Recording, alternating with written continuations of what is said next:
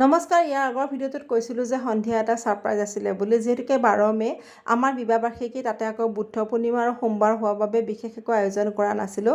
কিন্তু আমি নিবিচাৰিলেও সিহঁতে নকৰাকৈ থাকিবনে। ভণ্টি আৰু ভনীজোৱাই মিলি কেক আনি সকলো ৰেডি কৰি থৈছিল। আমি মন্দিৰলৈ ওলাই যাওঁতে আমাৰ পৰিয়ালৰ বিশেষ দিনবোৰত নিয়াৰ বাবে আজিকালি কেক কাটিব লগা হয়, যিহেতুকে সি কেক খোৱাতকৈ কেক কাটি বেছি ভাল পায়। নিয়া আমাৰ পৃথিৱী হয়, তাৰ উৎসাহখিনিতে পোহৰমুখী মানুহক আৰু অধিক পোহৰ কৰি তোলে।